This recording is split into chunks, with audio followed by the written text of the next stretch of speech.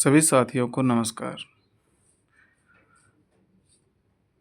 आज हम एक नए टॉपिक को स्टार्ट करेंगे जिसका नाम है स्वर वर्णों के भेद। क्योंकि हमने पिछले वीडियो में पढ़ चुके थे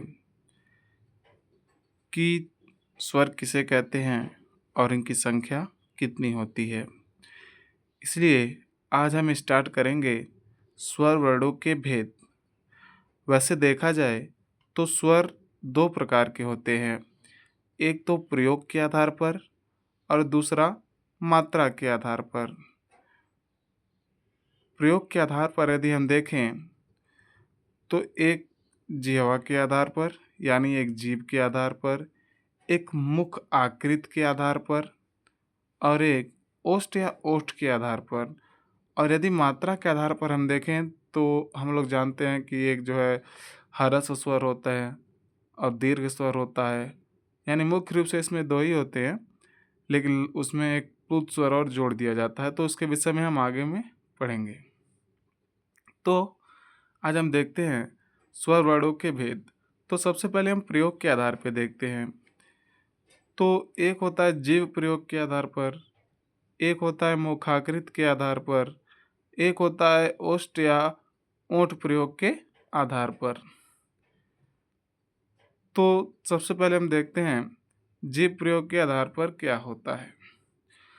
तो जीव प्रयोग के आधार पर स्वरों का भेद, यानी इसके अंतर्गत भी हमें पढ़ना होगा कि मतलब इसके कितने भेद होते हैं।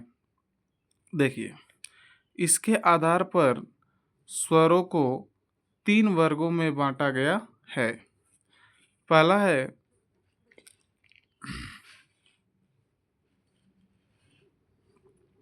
देखिए पहला है अग्र स्वर, दूसरा है मध्य स्वर और तीसरा है पश्च स्वर।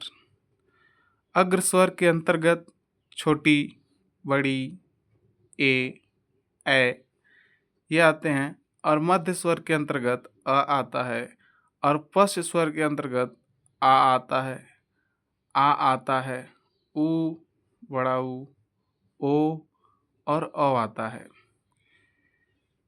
अब अग्र स्वर इसे क्यों कह रहे हैं?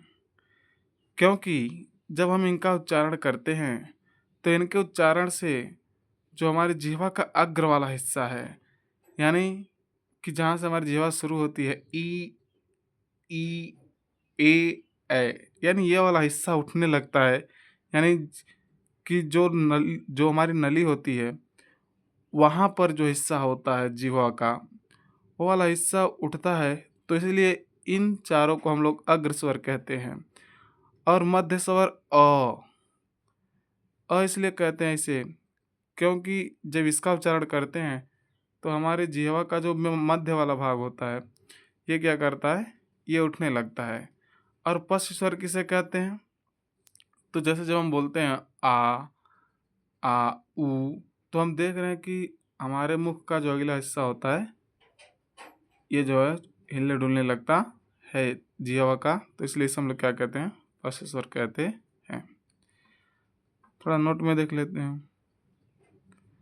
री को अग्र स्वर या अग्र मध्य स्वर के बीच में रखा जाता है क्योंकि उच्चारण के समय जीभ का अगला भाग मूर्धा यानी मसूड़े या कठोर ताल की ओर ऊपर उठता है, री। ठीक, क्योंकि जब हम लोग री का उच्चारण करते हैं री, तो हम लोग देखते हैं कि अग्र या अग्र मध्य स्वर के बीच में, मतलब इसे हम लोग इसीलिए रखे हैं। ठीक, आई होप कि ये चीज़ें आपको समझ में आई होंगी। अब हम लोग देखते हैं मुख आकृति के आधार पर। अब देखते हैं मुख आकृति के आधार पर स्वरों के भेद। एक होता है संवृत स्वर, एक होता है अर्ध संवृत स्वर, एक होता है विवृत स्वर। तो मुखाकृति के आधार पर देखते हैं स्वरों का भेद। तो एक होता है संवृत स्वर, एक होता है अर्ध संवृत स्वर, एक होता है विवृत स्वर और एक होता है अर्ध विवृत स्वर। तो देखते हैं समृद्ध स्वर किसे कहते हैं।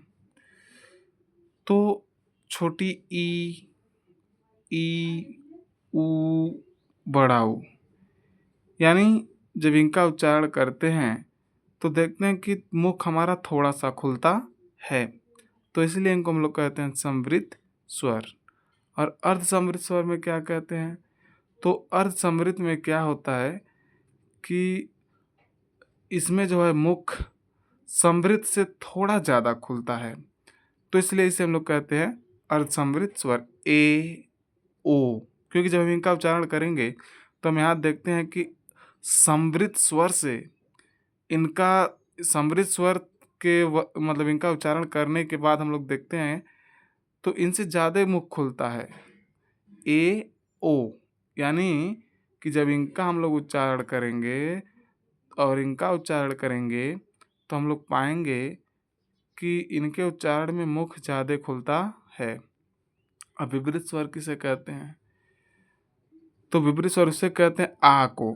इसे हम लोग खोलते हैं तो हमारे मुख जो है वो सबसे ज़्यादा खुल जाता है, तो इसलिए इनको हम लोग क्या कहते हैं? विपरीत स्वर कहते हैं। अब अर्ध विपरीत स्वर किसे कहते हैं? अ, आ, ए, औ, यानी अर्ध समवृत्त से थोड़ा अधिक खुलता है लेकिन विपरीत से कम खुलता है, तो इसलिए हम लोग इसे क्या कहेंगे?